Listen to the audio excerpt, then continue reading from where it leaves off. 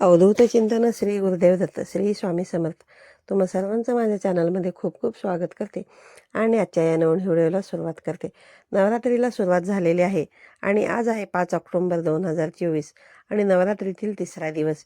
अश्विन शुद्ध प्रतिपदा ते नवमी या कालावधीमध्ये दसरा सण साजरा केला जातो. नवरात्रीतील तिसरा दिवस हा चंद्रघंटा देवीला समर्पित आहे. नवदुर्गेतील चंद्रघंटा देवीचे दुर्गा देवीचे तिसरे स्वरूप मानले गेले आहे. चंद्रघंटा देवीच्या ललाटावरती चंद्र शोभामय असल्यामुळे दुर्गा देवीच्या या स्वरूपाला चंद्रघंटा असे संबोधले जाते. दुर्गा देवीचे चंद्रघंटा स्वरूप कल्याणकारी आहे. चंद्रघंटा देवी बघा दशभुजा आहे. देवीच्या गळ्यामध्ये पांढऱ्या फुलांची एक माळ आहे. भूतलावर धर्माचे रक्षण आणि अंधकार दूर करण्यासाठी चंद्रघंटा देवी प्रगट झाली असे सांगितले जाते. या दिवशी देवीची उपासना आराधना केल्यास आध्यात्मिक आणि आत्मिक शक्ती प्राप्त होऊ शकते. यासह तिसऱ्या दिवशी केलेल्या दुर्गा सप्तशती पठणामुळे उपासकांना यश, प्रगती, कीर्ती, मानसन्मान प्राप्त होऊ शकतो. म्हणूनच देवीच्या तिसऱ्या माळेला देवी चंद्रघंटेसमोर आपल्याला 2 विड्याच्या पानांचा अतिशय प्रभावी असा उपाय करायचा आहे. हा उपाय कशा प्रकारे करायचा आहे, देवीच्या अशा कोणत्या प्रभावी मंत्राचं पठण आपल्याला करायचं आहे, उपाय केल्यानंतर या 2 विड्याच्या पानांचं नंतर काय करायचं आहे, ही सगळी माहिती जाणून घ्यायची असेल तर व्हिडिओ शेवटपर्यंत पहा. चॅनलवरती नवीन आला असेल तर चॅनलला नक्की सबस्क्राईब करा आणि असेच नवनवीन आणि माहितीपूर्ण व्हिडिओ पाहण्यासाठी बेल आयकॉनला देखील प्रेस करा. त्यामुळे जेव्हा कधी माझे व्हिडिओ अपलोड होतील तेव्हा सर्वात अगोदर त्याचे नोटिफिकेशन तुम्हाला मिळेल आणि तुमचा एकही व्हिडिओ मिस होणार नाही. तर बघा, यंदा 3 ऑक्टोबरपासून नवरात्रीला सुरुवात झालेली आहे आणि ही नवरात्री 12 ऑक्टोबरपर्यंत चालणार आहे. नवदुर्गा बघा, दुर्गा मातेची 9 रूपे आहेत आणि या 9 रूपांचे वेगवेगळे महत्त्व देखील आहेत आणि या 9 दिवसांमध्ये केले जाणारे उपायही वेगळे आहेत. शैलपुत्री ते सिद्धिदात्री ही आहेत दुर्गा देवीची 9 रूपं आणि आज बघा 5 ऑक्टोबर रोजी नवरात्रीच्या तिसऱ्या दिवशी चंद्रघंटा देवीची पूजा केली जाणार आहे. या देवीला रणचंडी म्हणूनही ओळखले जाते. तसेच देवी चंद्रघंटेला तिसरा डोळा आहे असे मानले जाते. ते नेहमी राक्षसांशी लढण्यासाठी तयार असतात. तिला 10 हात आहेत. कपाळावरती अर्धचंद्र आहे म्हणून तिला देवी चंद्रघंटा असे म्हटले जाते. सर्व वाईट आणि दुष्ट शक्तींचा नाश करण्यासाठी वाघावरती स्वार होते. आपल्या आयुष्यातही अशाच प्रकारे काही प्रमाणामध्ये दुःख, दारिद्र्य, संकट, विघ्न येत असतात. नवरात्रीच्या या 9 दिवसांमध्ये दुर्गा देवी सूक्ष्म स्वरूपामध्ये आपल्या घरामध्ये जागृत असते आणि या 9 दिवसांमध्ये देवीच्या 9 विविध रूपांप्रमाणे आपण काही उपाय केल्यास, तिची सेवा केल्यास आपल्याला त्याचे लाभ होत असतात आणि आपल्या घरामध्ये सुख, समृद्धी येते. आपल्या प्रत्येकाच्या आयुष्यामध्ये काही ना काही समस्या असतात, ज्यामध्ये आर्थिक समस्या असतील किंवा शारीरिक समस्या असतील, मानसिक समस्या असतील आणि ही जी काही दुःख, संकट आहेत ते दूर व्हावीत यासाठी आपण प्रयत्न देखील करत असतो. पण बऱ्याचदा आपल्या प्रयत्नांना, कष्टांना म्हणावं तसं यश मिळत नाही, नशिबाची साथ मिळत नाही, घरामध्ये आर्थिक स्थैर्य राहत नाही. याचा परिणाम आपल्या घरातील वातावरणावरती होतो. त्यामुळे घरामध्ये सतत वादविवाद, भांडण, कलह होतात. कोणाशीही कोणाचं पटत नाही. घरात असलेली लहान मुलं सतत किरकिर करत असतात. मोठी मुलं असतील तर ती मोठ्यांचं ऐकत नाहीत. अभ्यासामध्ये त्यांचं मन लागत नाही, हट्टीपणा करत असतात. तुमच्या घरामध्ये मुलामुलींचे विवाहयोग्य वय झालेलं असून सुद्धा त्यांचे लग्न न जमणे आणि त्याचबरोबर संतान प्राप्ती न होणे, प्रत्येकाच्या आयुष्यामध्ये असे प्रॉब्लेम्स असतात आणि या समस्यांमधून बाहेर पडण्यासाठी काही विशिष्ट तिथींवरती उपाय करावेत. या उपायांमुळे तुम्हाला कष्ट करण्याची गरज नाही असं मी म्हणत नाही, पण तुमचे जे दोष आहेत ते या उपायांमुळे नाहीसे होतात आणि प्रगतीचे मार्ग खुले होतात आणि नवीन क्षेत्रामध्ये कार्य करण्याच्या संधी उपलब्ध होतात. आणि आज जो हा उपाय आपल्याला करायचा आहे तर बघा, देवी चंद्रघंटेच्या स्वरूपासमोरच करायचा. अगदी सकाळपासून ते रात्री 12पर्यंत तुम्ही हा उपाय कधीही करू शकता. फक्त दुपारी 12 ते 12:30 ही वेळ सोडून तुम्ही उपाय करू शकता. हा उपाय केल्याने तुमच्या आयुष्यातील संकट, विघ्न दूर होतात. पूर्ण श्रद्धेने आणि विश्वासाने हा उपाय करावा.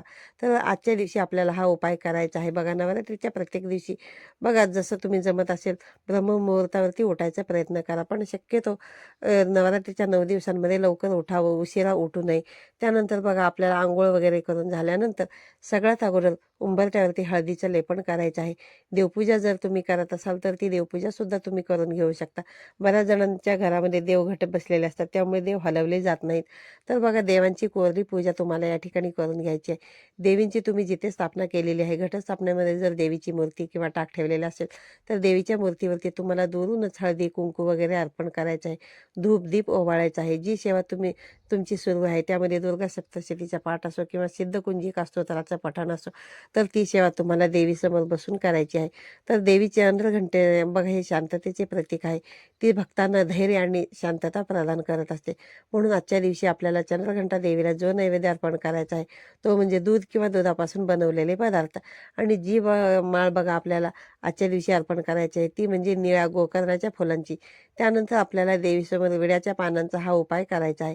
हिंदू धर्मामध्ये वापरल्या जाणाऱ्या पूजा सामग्रीचा मुख्य उद्देश देवीचा आशीर्वाद प्राप्त करणे हा आहे, ज्यामध्ये विड्याचे पान खूप प्रभावी मानले जाते. वास्तुशास्त्रामध्ये विड्याच्या पानाशी संबंधित असे अनेक उपाय सांगण्यात आलेले आहेत, जे केल्याने आपल्या जीवनातील पैशाची कमतरता दूर होते आणि समस्याही संपुष्टात येतात. समुद्र मंथनातून जे अमृत बाहेर पडलं होतं त्या अमृतामधूनच नागवेल देखील बाहेर पडलेले आहे. म्हणूनच हे नागवेलीचं पान देवांना अर्पण केलं जातं. बघा देवी देवतांना हे अर्पण केल्यानंतर देवी देवता आपल्यावरती प्रसन्न होतात. नागवेलीच्या पानांचा विडा देखील बघा देवांसमोर ठेवल्याने आपल्याला बघा त्यांचे अनेक आशीर्वाद प्राप्त होतात. एवढं महत्त्व ह्या विड्याच्या पानांना आहे. आणि बघा आजच्या दिवशी चंद्रघंटा देवीसमोरच आपल्याला हा उपाय करायचा आहे. तो उपाय करण्यासाठी आपल्याला 2 विड्यांची पानं घ्यायची आहेत. त्याचबरोबर थोडंसं कुंकू घ्यायचं आहे आणि त्यामध्ये पाणी घालून ते थोडंसं ओलं करून घ्यायचं आहे. आणि एका काडीच्या मदतीने यावरती बघा देवीचा बीजमंत्र तुम्हाला लिहायचा आहे. बघा प्रत्येक देवीचा एक वेगळा बीजमंत्र असतो आणि बघा त्या देवीचं बीजमंत्राचं पठण किंवा उपासना केल्यानंतर आपल्याला त्याचे अनेक लाभ होत असतात. म्हणून बघा आजच्या दिवशी 3ऱ्या माळेला आपल्याला हा उपाय करायचा आहे. तर बघा आज चंद्रघंटा देवीचा जो बीजमंत्र आहे तो देवीचा बीजमंत्र आहे रीम. हे तुम्ही कुंकवाच्या मदतीने जे कुंकू ओलं केलेलं आहे त्याच्या मदतीने लिहू शकता किंवा मग तुम्ही हळदीने देखील लिहू शकता. अशा प्रकारे हा मंत्र तुम्हाला लिहायचा आहे. 2 विड्याच्या पानावरती तो तुम्हाला लिहायचा आहे आणि वरती एक बिंदूसुद्धा तुम्हाला द्यायचा आहे, जेणेकरून त्याचा उच्चार रीम असा होईल. बघा मी तुम्हाला स्क्रीनवरती सुद्धा रीम हा शब्द लिहून दाखवेल. त्या प्रकारे तुम्हाला त्या विड्याच्या पानांवरती तो रेखाटायचा आहे. बघा देवी लक्ष्मीचं देखील एक बीजमंत्र आहे आणि त्या बीजमंत्राचं पठण केल्याने आपल्याला आर्थिक समस्या आपल्या दूर होऊ शकतात. नवरात्रीच्या या 9 दिवसांमध्ये देवीच्या 9 विविध रूपांची पूजा करत असतो. त्यातीलच 3रं रूप हे चंद्रघंटेचं आहे आणि चंद्रघंटा देवीचा प्रिय असलेला हा बीजमंत्र रीम आहे. तर बघा देवीचा बीजमंत्र विड्याच्या पानांवरती लिहून दोन्ही विड्याची पानं आपल्याला देवींसमोर अर्पण करायची आहेत. एखादी तुम्ही डिश घेऊ शकता किंवा जे काही देवासमोर ठेवलेलं ताट असेल ते तुम्ही घेऊ शकता आणि त्याच्यामध्ये हे जे आपण रीम लिहिलेली विड्याची पानं आहे ती पानं तुम्हाला ठेवायची आहेत आणि ज्या ठिकाणी बघा तुमचा अखंड दिवा प्रज्वलित केलेला आहे त्या ठिकाणी देवीसमोरच तुम्हाला हे पानं जे आहेत ते अर्पण करायचे आहेत. त्यानंतर देवीच्या एका मंत्राचं पठण तुम्हाला करायचं आहे. तर तो मंत्र बघा असा आहे. देवीला प्रिय असलेला हा मंत्र आहे आणि या मंत्राचा तुम्हाला हात जोडून 21 वेळा, 51 वेळा, 108 वेळा जितकं शक्य होईल तितकं तुम्हाला पठण करायचं आहे किंवा अगदी मग तुम्ही बोटावर मोजून सुद्धा 11-21 वेळा तुम्ही हे पठण करू शकता, जप करू शकता. बघा या मंत्राचा जप केल्याने भरपूर फायदे आपल्याला मिळतात. ओम श्रीम शक्ते नमः, ओम श्रीम शक्तिये नमः हा जो मंत्र आहे मी तुम्हाला पुन्हा पुन्हा सांगते. ओम श्रीम शक्तिये नमः, ओम श्रीम शक्तिये नमः या मंत्राचा जास्तीत जास्त 108 वेळा किंवा कमीत कमी 21 वेळा देवीसमोर तुम्हाला पठण करायचं आहे. आजच्या दिवशी बघा तुमची काहीही अडचण असेल तर तुम्ही ही सेवा तुमच्या इतर घरातील सदस्यांकडून करून घेऊ शकता. ही सेवा खूप सोपी आहे. फारसा वेळही या सेवेला लागणार नाही.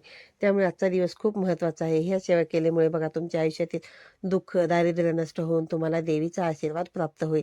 घरामध्ये सुख, समृद्धी नांदेल. हा उपाय तुम्हाला दिवसभरामध्ये कधी जमेल तेव्हा तुम्ही करू शकता. दिवसभरामध्ये बघा ही 2 जी वेळेची पानं आहेत ती तुम्हाला देवीच्या रूपासमोर म्हणजेच घटस्थापनेसमोर ठेवणार आहोत. त्यानंतर आपल्याला दुसऱ्या दिवशी ती पानं उचलून घ्यायची आहेत आणि आपण ज्या ठिकाणी घटाच्या माळा वगैरे विसर्जित करतो त्यावेळेस ही जी 2 विड्याची पानं आहेत ती देखील तुम्हाला विसर्जित करायची आहेत.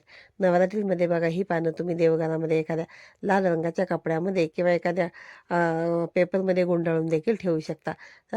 आजच्या या व्हिडिओमध्ये सांगितलेला उपाय तुम्ही अवश्य करून बघा आणि त्याचे तुम्हाला नक्कीच फायदे होतील. व्हिडिओ आवडल्यास व्हिडिओला लाईक करा आणि जास्तीत जास्त नातेवाईकांपर्यंत मित्रपरिवारांसोबत शेअर करा. पुन्हा भेटूया अशाच एका नवीन आणि माहितीपूर्ण व्हिडिओमध्ये. तोपर्यंत सर्वांना श्री स्वामी समर्थ.